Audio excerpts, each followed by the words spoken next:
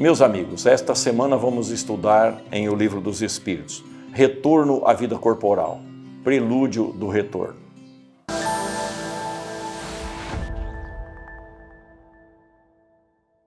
Questão 330. Os espíritos conhecem a época em que terão de se reencarnar? Os espíritos a pressentem como um cego pressente o calor vindo do fogo, mas ele não sabe exatamente quando isso vai se dar. Questão 330A. A reencarnação é, portanto, uma necessidade da vida espírita, como a morte é uma necessidade da vida corpórea? Seguramente assim é, dizem os benfeitores espirituais. Questão 331. Todos os espíritos se preocupam com a sua reencarnação? Há os que absolutamente não pensam nelas e nem mesmo a compreendem. Ou seja, vai depender da elevação do espírito. Questão 332. O espírito pode abreviar ou retardar o momento da reencarnação? Podem abreviá-la através das suas preces, tanto quanto podem retardá-la através da sua negligência. Mas para tudo haverá uma consequência. Questão 333. Se um espírito se sentisse bastante feliz numa condição mediana entre os espíritos errantes e não tivesse a ambição de se elevar, poderia prolongar indefinidamente esse estado? Não indefinidamente. Cedo ou tarde esse espírito haverá de reencarnar. É uma necessidade diante da lei de Deus. Senão ele não progrediria para o objetivo a qual está destinado. Questão 334. A união da alma com este ou aquele corpo está predestinada ou no último momento é que se faz a escolha? O espírito sempre é designado com antecedência. Quando o espírito vai reencarnar, Deus, na sua infinita sapiência, sabe muito bem de qual corpo ele terá necessidade. Questão 335.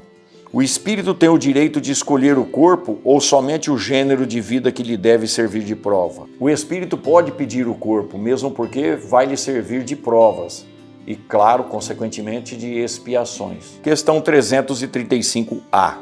Pode o espírito, no último momento, recusar o corpo escolhido? Se o recusasse, sofreria muito mais do que se o aceitasse. Questão 336.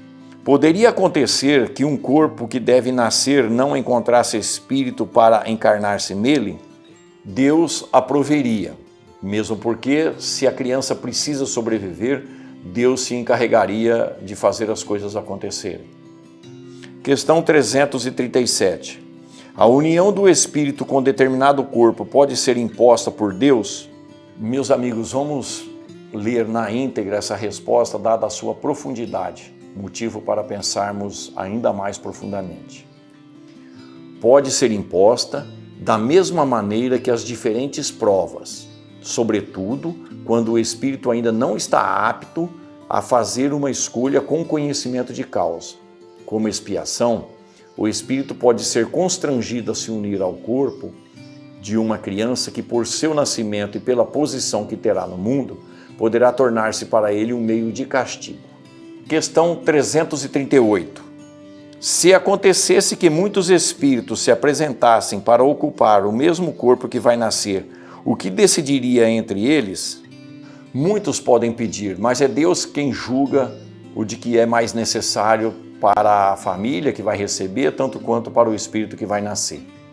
E ensinam os benfeitores espirituais que os corpos já são destinados antecipadamente a este ou aquele espírito. Questão 339. O momento da encarnação é seguido de perturbação semelhante ao que se verifica na desencarnação?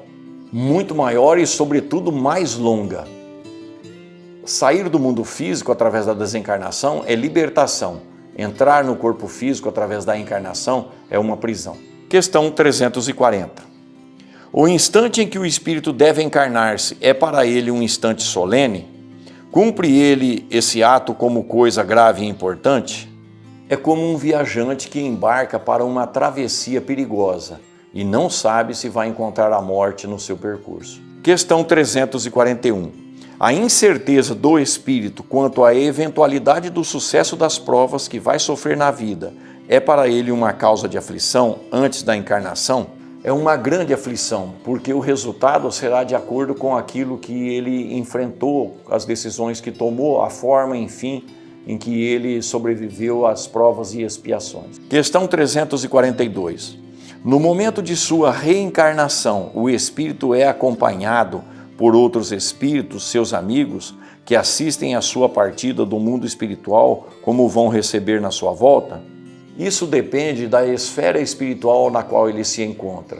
Se for na onde estão determinadas afeições, ele evidentemente será acompanhado. Questão 343. Os espíritos amigos que nos seguem durante a vida são, por vezes, os que vemos em sonho, que nos testemunham a sua afeição e que se nos apresentam com feições desconhecidas? Frequentemente o são. Eles vêm nos visitar como nós fazemos com os presos aqui na Terra. Pensemos nisso.